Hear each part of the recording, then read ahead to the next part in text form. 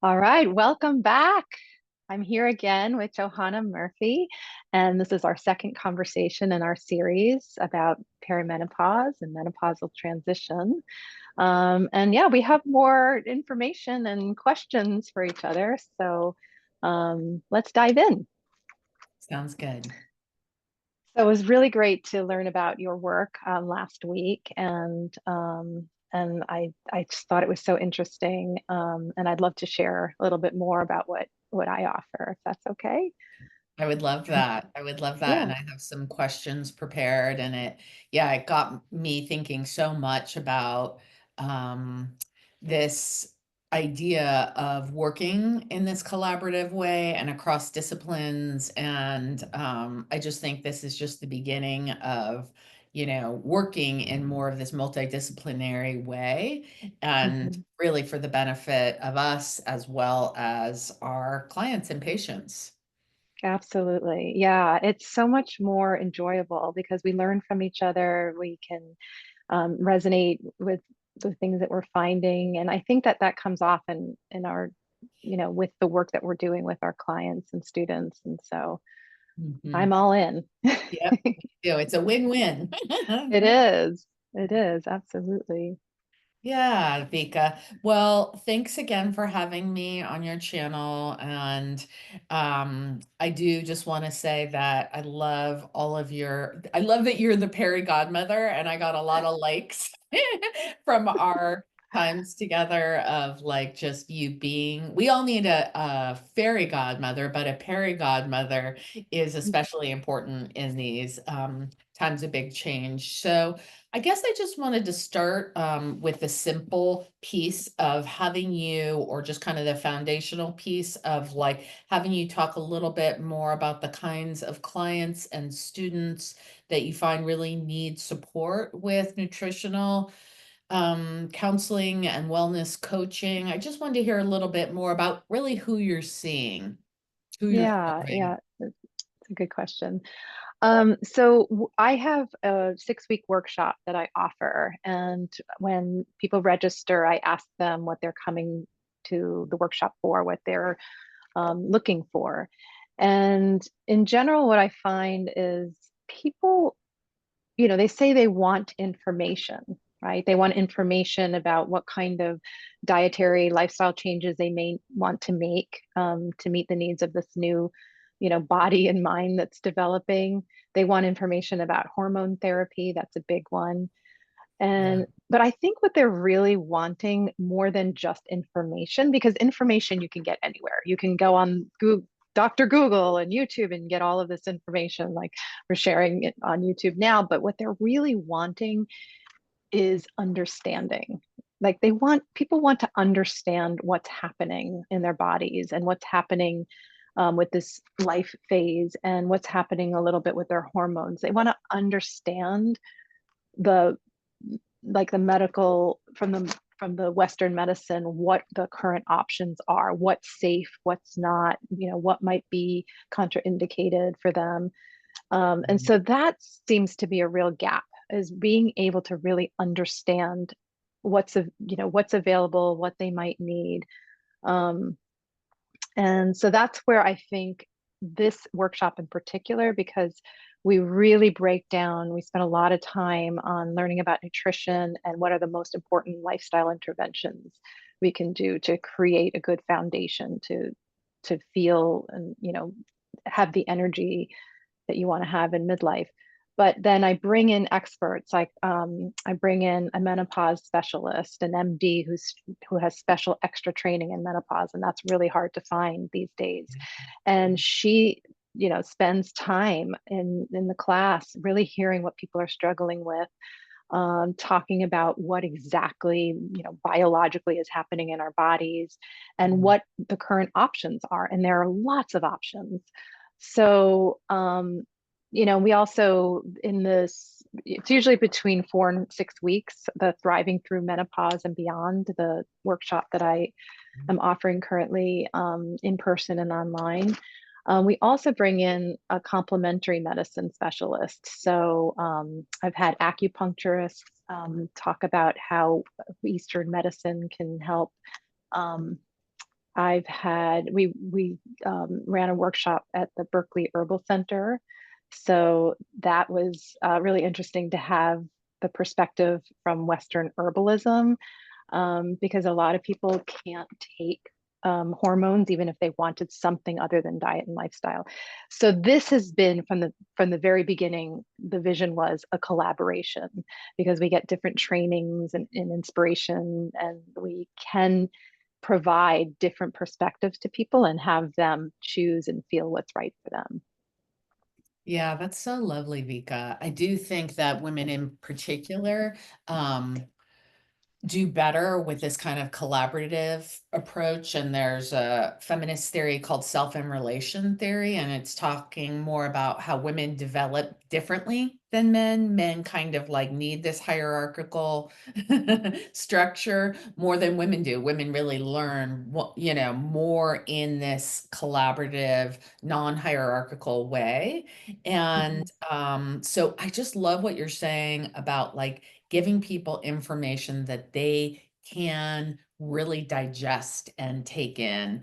Yeah. And especially when there's fear. I thought of when you were talking, I thought I had the best experience at UCSF when I had a small tumor that ended up being benign. But they wanted to do like a biopsy, and the surgeon, hotshot, amazing UCSF surgeon, took me back to look at the x-ray to be like, this is what's going on. This is why we need to take it out. And it was fine, but it was just really, I have a history of breast cancer in the family. And so, of course, I was very anxious, and it just shifted things so dramatically to have that surgeon really treat me with that kind of respect and just like, hey, you're smart. Let's look at it together. What do you want to do? Yes. And I was Yes. like, oh yeah, I want to take it out. And I'm glad that I have somebody like you explaining this to me so I don't feel like a child or afraid, or just Right. kind of some of what Western medicine, can make us feel like we're the child in the face of all of this information. Exactly. And that's a huge problem. And we're not going to be able to change the system overnight, but we can prepare ourselves. We can come to a doctor's appointment with a lot of information and our own, like, the most important data. So if it's only a 15-minute appointment, we can get the most out of that appointment. But it is about a partnership. And if we don't feel partner in a partnership with the doctor, whoever it is in the medical field that's helping us, we don't meet the potential of whatever healing they're working on. And so we also talk about how to find doctors who Mm, you can be in partnership with, because when you're talking about, especially going into things like hormone therapy, not every doctor is willing to go there, and sometimes they have these very strict rules about who they will treat with what. And sometimes you have to shop around and find somebody who you feel like, as you were saying with your experience with your doctor, who will sit down and really look at you as a whole person and treat you with respect. And so we talk a lot about how to prepare for these appointments. that's But amazing. then, beyond just the information, people also know a lot. Like when we're talking about the nutrition and lifestyle interventions, people know that they need to eat more fruits and vegetables. And, they probably know they probably heard on TikTok and Instagram that they need to increase their protein. And so Yeah. knowledge is not enough. People are also looking for inspiration. Yeah. What they're needing is that motivation to make the changes that they need to make. And that's not always an inside solo job. That sometimes requires either another person to support or a group. And so, what I see happening, we talk a lot about like learning, about let's say in the first lesson, I can talk about, like, as an example, our first lesson, we work in themes, right? And so I teach the diet and lifestyle interventions. And so we work with the theme of keep it moving. We keep it light and fun. So the first class is all about movement and how do we keep it moving. We move in the class, we talk about different ways that the body moves. We talk about the importance of all kinds of movement, because it's not just about getting an exercise routine in. It's also all the little, micro movements and movement snacks throughout the day. So there's a lot of the women come, when I look about, I thought it'd be interesting. I looked at like the clients and students that I get, what is their most important, like what are they most concerned about? And so I added up all of their registrations and interest forms. And what I saw was 3/4 of them are dealing with sleep disruption. Oh, And that's a wow. huge deal. When you can't sleep, nothing really works. It Yeah. affects your brain, it affects your weight, it affects your energy, your mood. Like it's one of the most important things. And so that's a big motivator for people to get help. 2/3 are struggling with weight and body composition issues. 2/3 are dealing with cognitive issues like brain fog, memory issues, which can be really scary. And about half of them are struggling with anxiety or depression. Yeah. And almost half of them are also dealing with hot flashes and night sweats. So the interesting thing from the work I do is that the diet and lifestyle interventions, often you work with one thing and that could have benefits in all of those areas. So for example, movement, if you could get more movement in your life, whether that's walking your dog, whether that's getting up from your desk every 45 minutes, Mhm. maybe throwing in a jumping jack or a series of them, Yeah. all of these things can make a difference. And so the point is to just wherever you are, see if you could get more of that in there. But then movement isn't just about moving your physical body. It's like everything inside has to move. Mm. So if you're stagnant, right? If you're not eating enough fiber and drinking enough water and flushing out and having your daily, at least daily bowel movements, then things can get kind of slowed down too much and reabsorbed. So you're not necessarily having all your filters work.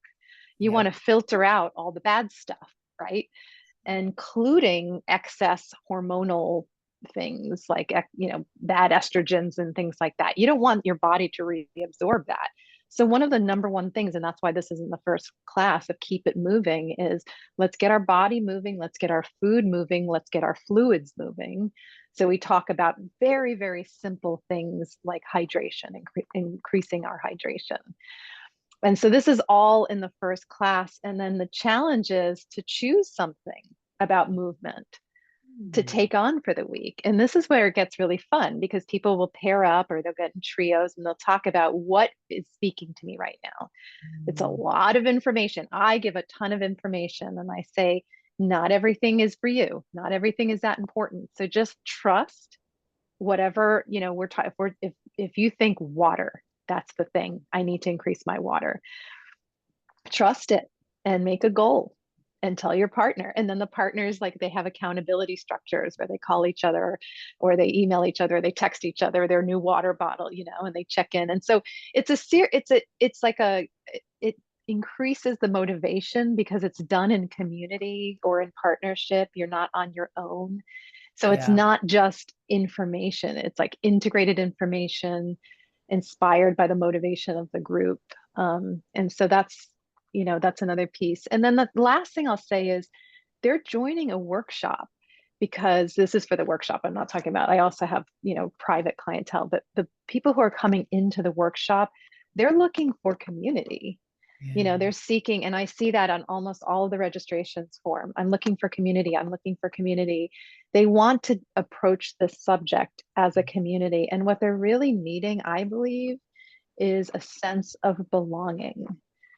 And that can really make a huge difference when we're trying to take on a big change that might be kind of challenging, whether that's like changing our diet or starting an exercise routine, um, getting a new job. I mean, lots of things come up when we start to work on certain areas of our life. And so I think that is the magic of that workshop. It's like a combination of collaboration with different specialists.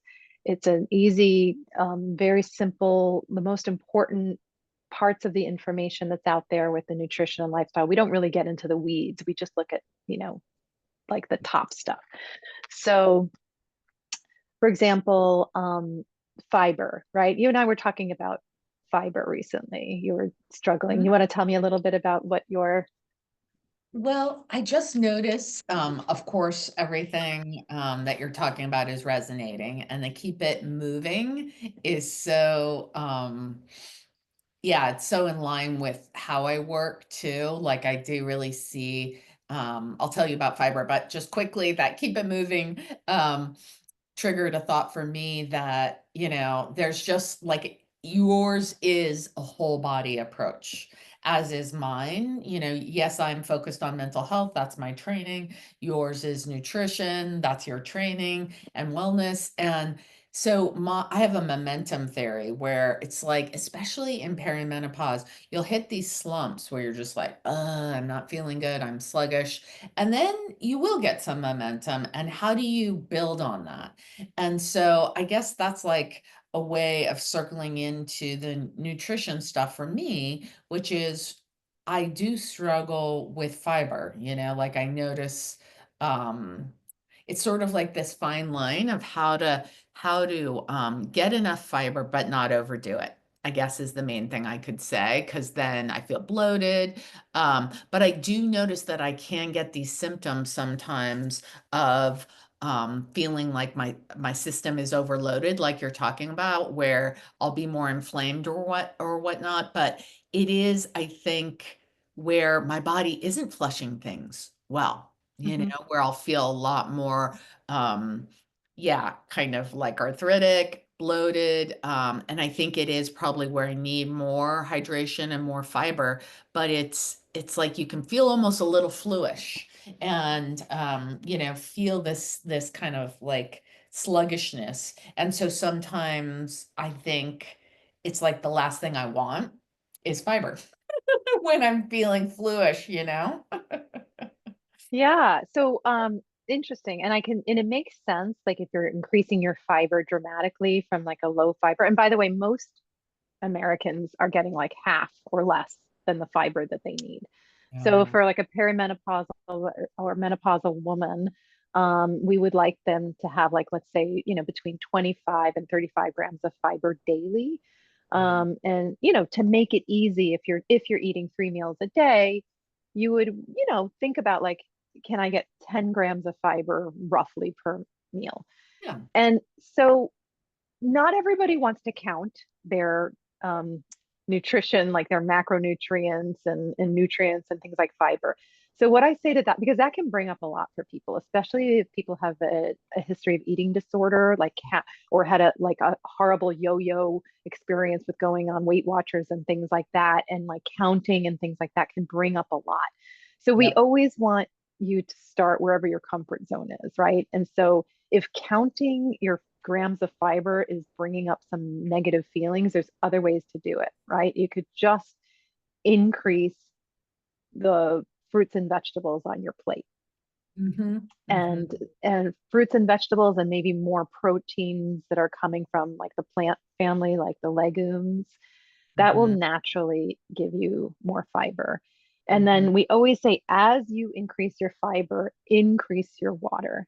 Uh, So, yeah. yeah. So, an easy, like another thing we try to do to make it easy, because we always want to make it easy, the changes, right? So, I like to work with the number 25 because we can remember that.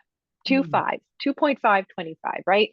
So, 25, can you get 25 grams of fiber, or even think about that? Even if you're not counting it, just like, I want to have Mm-hmm. 20 grams, at least 25 grams of fiber. Can you get 2.5 liters of water to go with that, right? Just to can you get 25 minutes of movement in a day? Or can you move every 25 minutes? It's just something to make it light and fun and easy. Ooh. Um, and so, people take on whatever, like for that first class, a lot of people decide, I'm going to start my day with a glass of water and just see what happens. Because Mm-hmm. I have seen so many clients over the years just do that one intervention, start first thing in the morning with a glass of water, Yeah. and they find like the rest of their choices throughout the day. Maybe their head isn't quite as foggy. They Mm. just make better choices. It's just a great thing that you can put it in your bathroom so you see it next to your toothbrush, that glass of water, or a bottle. Just Mhm. make it easy. And water can be a big, big part of the solution of that, flushing out the toxins and the Mhm. flu-like symptoms. I think I find too, like a little bit of electrolyte makes such a big difference because sometimes I'll be drinking water and it just doesn't feel like it's absorbing or something. But Yeah, I do think you're exactly right. Having these little tips or, hacks around menopause, I call them my tacks, my tips and hacks. yeah, Just like that you can grab a hold of these things like 25. That is awesome. I definitely yeah, am going to incorporate that in.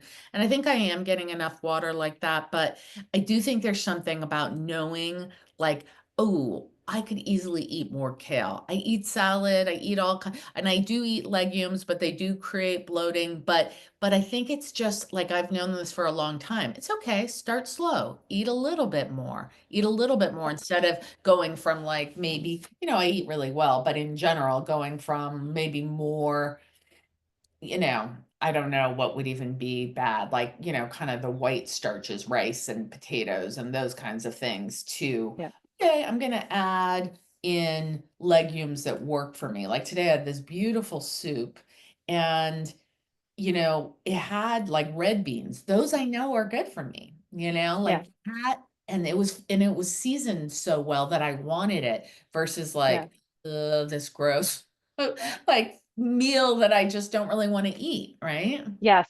Yeah, you're speaking to so many things. I think one of the most important things, I don't want to like slide over it, is you're talking about feedback, what you're noticing is working for you and what's not working for you.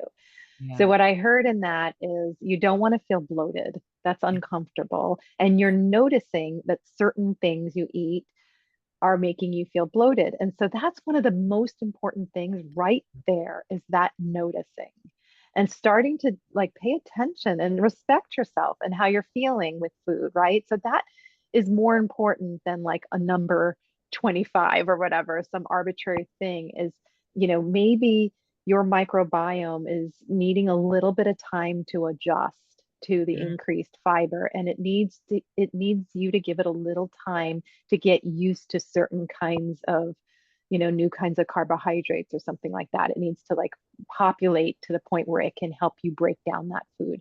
So maybe it's also just trying to calibrate like how much of certain things you can increase without creating that discomfort.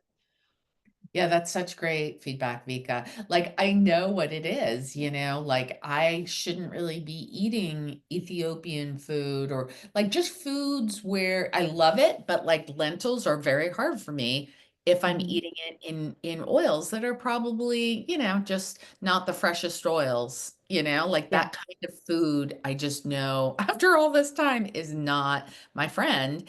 And yet sometimes I'll just crave it and be like, ooh, but I like this Ethiopian food. It'll be okay. And it's like, no, if you want to try lentils, you need like beautiful French lentils in a salad with feta or, like it's just like, I guess what I'm describing to you is like what is exciting about this stage of life we're at is we know what we know, right? We yeah, know what works and we know what it's okay. Well, whatever. I wanted that Ethiopian food. I ate it and it tasted yeah, delicious, but something is hard for my body about that. And instead of what I've been working on a lot, this is one of my tacks is, okay, I did that. I wanted to do that. And it's not the end of the world if my body didn't totally love that, right? yeah. And I think the other thing that we try to do is we try to be more additive instead of taking away. I don't want anyone to feel like we're taking something away, taking something off your plate. So we Mm. work with the concept of crowded out. Have you heard of that? Crowded out? No. What is Okay, that? so you have this plate, and what we want to do, instead of taking things off your plate, the white flour, the refined sugars, and things like that, let's just put the most nutrient dense foods, the foods with lots of fiber and Mm. vitamins and minerals, like the vegetables and fruits and colorful foods, and the proteins and the healthy fats. Let's put those in the center Mm. And your, like the sort of comforty foods, like the white rice and the breads and things like that, you don't have to take it off your plate, but push it off to the side so that Mm. it gets the outside of the plate. And if you can think about like the order of operations, right? So you have, if you're trying to increase your fiber, for example, and you don't want to deal with counting things, and you know, if you're already having a salad, let's say you're used to that, you like that, what if you just increase that salad a little bit? Like just have a little bit more of what you already like, or if you already have a cooked vegetable, can you add one more, just or add a little bit more and Mm. eat that, try to prioritize that. So if it makes sense for you to even eat that first, eating a salad first, or making sure you get those vegetables, the ones that are really giving you what you think you need, you get that in there first, so you can prioritize that with your digestion too. I love. It could, yeah, like the order of operations. I think um, I am curious about that. I wanted to ask you because I saw at some point something going around like about get in some greens first and it will really help your digestion, not just salad, but like any kind of greens. It sort of like yeah. opens up the belly for better digestion. Exactly. And you might find even just changing the order of things might help you with digestion. Mhm. It might actually, you might be able to eat the same kinds of foods without that, it doesn't, it's not a guarantee, but that might be what's part of the bloating, is just the order of how things are coming into your digestive system. So rather than take away a food, like we wouldn't want you to take away lentils, for example, a whole category of, we would much rather you experiment with lentils and try different ways of preparing them, try different combinations, try eating them in a different order, try different amounts. Like maybe you're really great on half a cup of lentils, but Mm. but like a whole cup is just too much for your system right now. It doesn't mean that you won't be able to eat that, in a year or 6 months from now, but right now your body's saying, no, I'm not quite ready for this amount of lentils.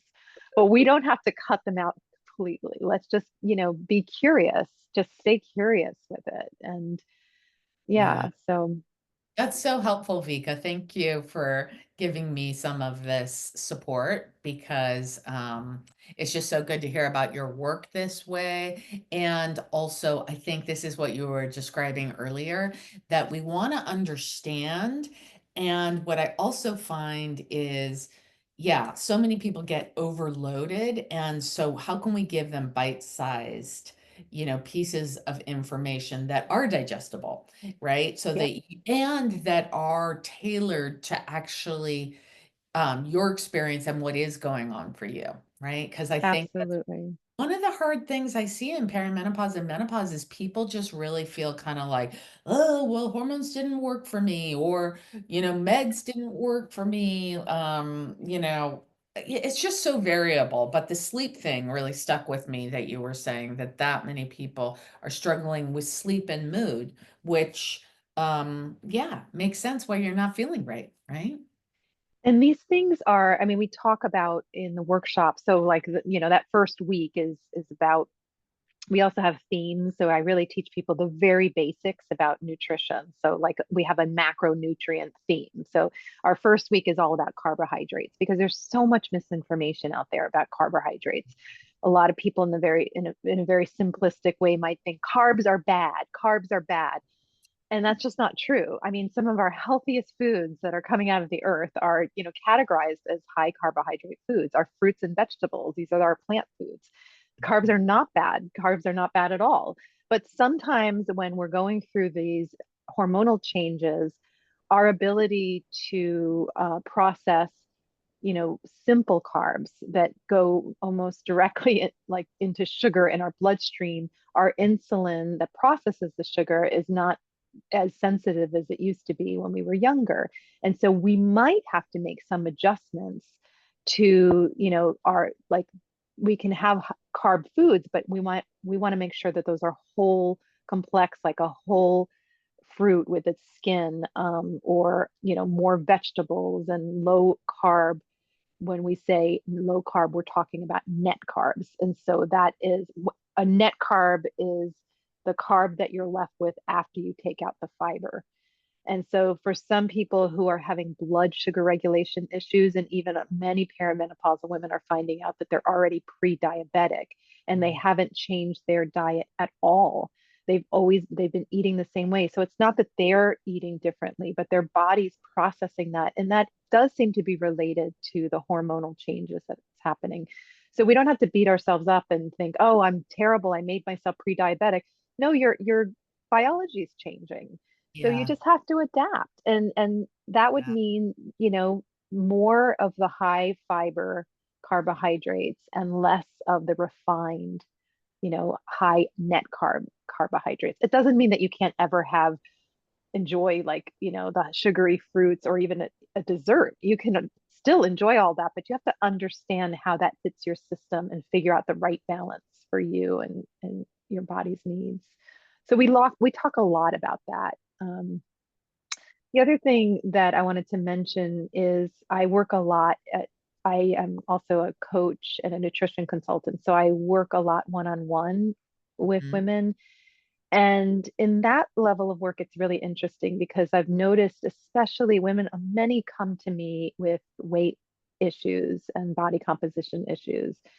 And it's not only that, often it's also the sleep is not quite right, their anxiety is high, and these things are all Yeah. related.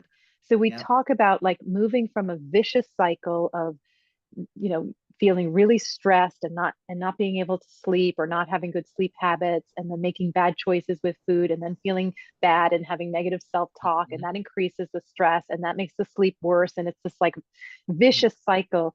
We talk about what there are some things that are out of our control, right? Like our hormones are changing. We can't necessarily control that, like the natural biology, but Yeah. we can control if we have a glass of water in the morning.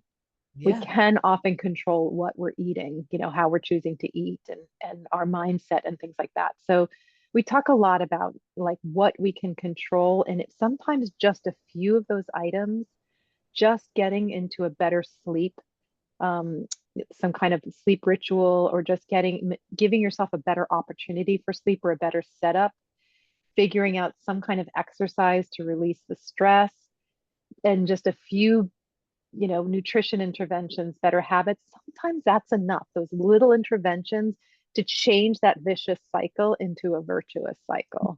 Yeah. I'm so glad you talked about the one-on-one coaching because it's very, um, I think important to exactly some of the work we just did together, where you helped me dive in, and I'm even describing very specific symptoms that I think really are probably blood sugar related, where I'm then noticing more of that arthritic feeling and whatnot. But I think you just touched on something so important that I'm glad you brought up, this vicious cycle and stress, because what I'm seeing is so many women are actually doing amazing and taking better care of themselves than they ever have in their lives, but not factoring in that they're eating stress, right? Emotionally, it's like eating junk food, right? Like just Right. way, like sometimes too much media, especially in these very, tumultuous times, too much social media, too much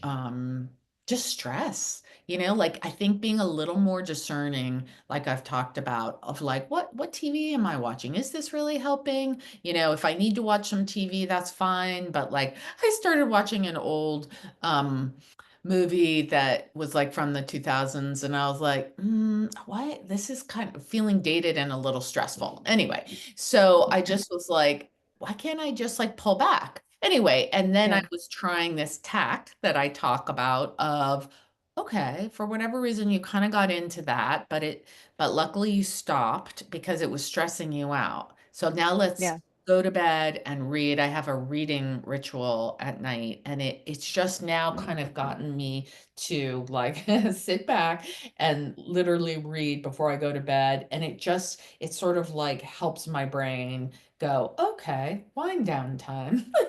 Yes. I think that's really key. And I have the same thing. I like to watch, like I get sucked into these series, And I'm watching Lost, which is, what was that, from the 80s or 90s? But for Oh, some reason, I am just sucked right. into it. But I Yeah. realized I can't watch that or anything like that after 9 p.m. because it'll mess up my sleep.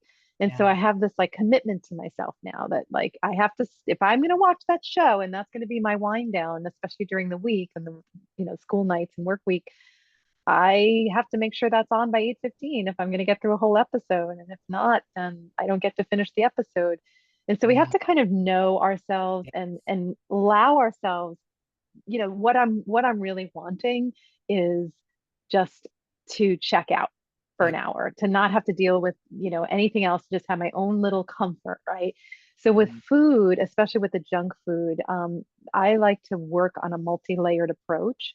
So every layer is important, right? Like the strategies of having the food that is best for us, high fiber foods around, and knowing how to cook them and knowing how to cook them in a way that we will enjoy it.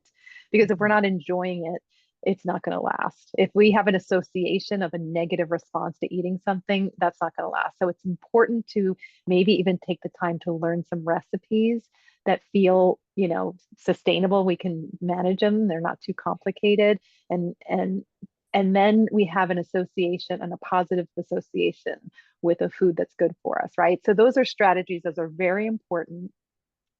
But sometimes when you're dealing with cravings, like sugar cravings, salt cravings, fatty foods, sometimes you have to go a little bit below the surface of what's really happening.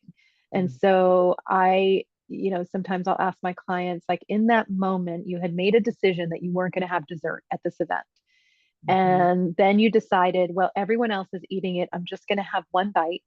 And then you had that one bite. And then you told yourself, well, what's the difference if I just have six more bites, right? So we go back to the moment, we slow it down, and we try to figure out what was really happening. What was the Mhm. self chatter? What part of you was wanting what? And where is that from? And just to have more compassion, like maybe there's a little girl in there that needed some comfort because she was feeling, left out from the crowd and she was rebelling against that. And to give that part of us some respect and some love and to figure out other ways to meet that need for comfort. So I think this is what I'm talking about, like the multi layers of dealing with food and women, especially at this stage of life. It's the only way I think that we can really deal with certain dysfunctions around eating. Yeah, that's beautiful. Really thinking about the emotional eating and going back to that little girl and what does she need and what kind of care can we give her that maybe she didn't get, right? Like I talk Exactly. about this with people like, I would say to little Johanna, um, you know, you are, you're wanting this treat because it's all feeling like too much, you're feeling overwhelmed. I get it. But what do you really need? What can I give you that's actually going to be like the most regulating? And I used to say to my family, like, tell me to go to yoga when you see me really stressed out, and they would be Yeah. like, go to yoga. And instead of that being like, I'm the bad one, it'd be like, no, here's a solution. Let's Mhm. fix it with doing something, with helping mom do something that's gonna get her regulated so we get the best mom we can have. Yeah.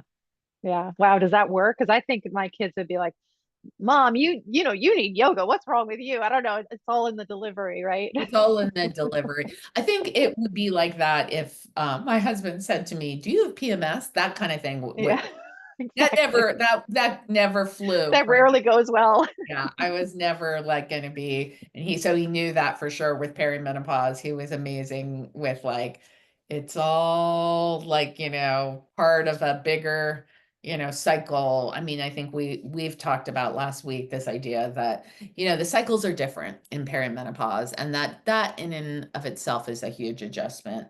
So I Yeah. just think this idea of getting to do some private coaching with you, like to really get into the weeds is so appealing to me. But I also wanted to ask if you have any other current offerings that you wanted to talk a little bit about here in this space together. Yeah, I mean, the third thing I do is I have a group coaching program. And so the Thriving workshop, Thriving Through Perimenopause and Beyond, is limited to 6 weeks. Hmm. And sometimes it's 4 weeks. It depends on how long the sessions are. And Right. so right now, the group coaching program is for graduates of that, so that they can work, they can continue to work on if they have a goal um, that comes out of that workshop, whether it's like a dietary change or a lifestyle change. And it's something that they can, that we've already created, we've established a community, and we meet weekly on Zoom. And the magic about that, and that usually runs between 6 and 10 weeks. So that's a weekly meeting. Um, what I see in that group is there's something that it's so healing to be with other people in a similar stage of life, even if they're working on something else, to just come in each week. We usually have a theme that we talk about, whether sometimes sometimes themes emerge in the group itself. So I had a group in last a few months ago, and one of our members said, I never really feel safe. I Yeah. just realized I never feel safe. And so we created that theme for the week, is like, what would it be? What would it take for me to feel safe? And when do I feel safe? And we just had that question lingering throughout the week. And then Wow. I did some kind of safety meditation, similar, like a nervous system regulation. And it's so important for us to feel safe. And so these things emerge, and then people are helping each other with their goals. Somebody just ended up raising her prices in her massage business, and she's making more money, which is often what I see in coaching. People will come to me because they need help losing weight, for example, and I have my coaching program is a 12-week program. Mhm. And so they come, sometimes they lose 20 pounds, but also like suddenly they got another job and they're making more money. But that wasn't necessarily what they came to me for. But when you start the virtuous cycle and you start doing like self-affirming things, you just start to follow that momentum, and decisions and inspirations come through that. So anyway, those are my three things: the workshops, the group coaching model, which I'm looking to expand beyond just the graduates of the workshop, but just have a general group coaching program, and the individual coaching.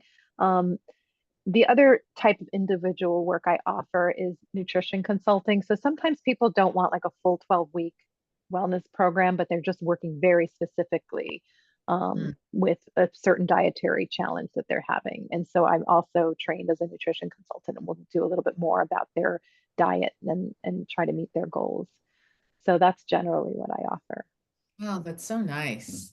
That's so nice, Vika. So while we're on this topic, will you tell us where we can find you, where your information is? We're not closing out yet, but I just want to, Yeah.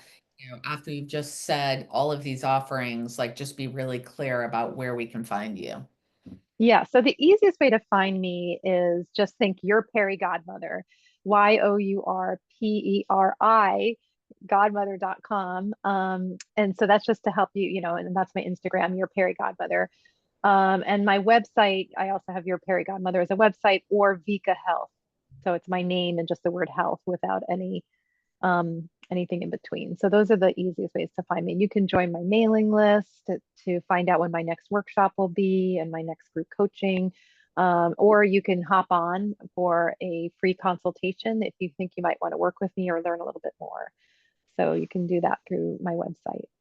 Wow. Wow. It's just so helpful to hear about all of this. And yeah, I just can't help but think, about this cycle you're talking about and how if we start feeling better, if we sleep better, we eat better, we tend to exercise more. Those are the foundations of mental health. I see it time and time again. Like, I mean, those are crazy numbers that half of your people are saying they're struggling with depression and anxiety. And perimenopause through menopause is one of the most depressive times in a woman's life. Actually, 15 to 18 is a very vulnerable time for women because of all the hormone changes Right. and the stressors, I think, of that time in particular.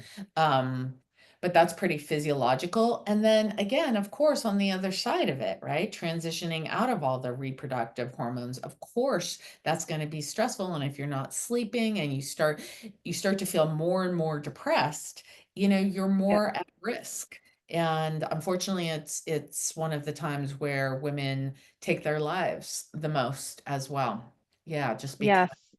of what we're talking about, all of this symptomatology that is just can get very overwhelming. And I really love your approach, which is just like, let's not get so weighed down by it all. Like, what are the little things we can do to start to feel better? Yes, and it can, and I know from like the PMDD community, right? Those cyclical changes can really take someone by surprise. They might feel okay one day and they wake up the next day and they just don't want to be here anymore. And I Mm, think with perimenopause, this is also, you may have been fine in your 30s and early 40s, or maybe at least through your 30s, and then suddenly things are harder. I've had people tell me like they're raging at their kids, or they're questioning their marriage, and it's all of these things suddenly are happening and they don't understand why. And when they don't have the context to understand that the hormonal changes, plus maybe some other lifestyle changes that might have to be made, that are asking to be made, yeah. that can be an overwhelming combination. And when you're all by yourself and you're taking this on and you don't realize that you're not alone, that Mhm. can be devastating. And so, one of the things that I really try to emphasize is the importance of building community around this topic. So, we know we are not alone going through this. And we know that there are things that we can do, even little things can make a big difference. They can start to compound. Just, eating in a more mindful way, having a little bit more nutrition, Mm, those little things could actually over time and in combination, getting your body out there in the sunshine more, moving more, that might just be enough to get you to, make an appointment with your therapist to talk about some of the deeper stuff that might be bubbling up. mhm, And so mhm. it's just inching more and more toward the virtuous cycle. I think that's what we're trying to create here. And doing it in community, I find, is the best way to do it because it's more fun and it meets a lot of our other needs at the same time.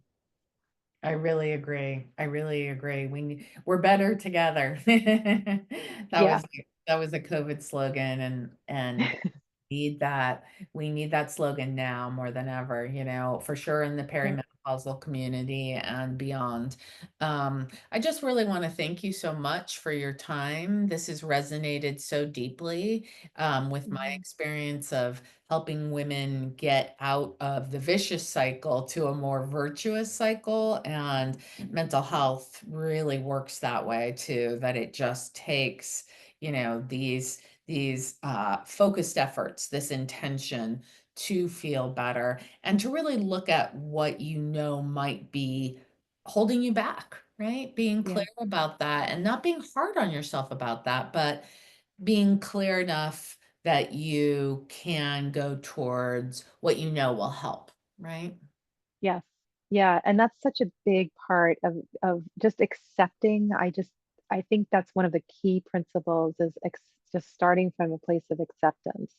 If we're Mhm. having a hard time, if we're not feeling great, if we're confused, overwhelmed, just to accept that we may not be feeling great, accept that our body is changing and we don't understand why, accept the frustration that that brings up, to just, so I think the principles that we talk about in my workshop, and I think about when I'm working one-on-one, as well, is belonging, right? Like we belong in this group. We belong to each other as women. And so we can allow for space to show up as we are, exactly. Even if we're moody and grumpy and we didn't sleep well, how can we create belonging and be honest with each other in group, and bring what's really happening into the space so that we can feel like we belong to the circle as we are in whatever size and shape we're in.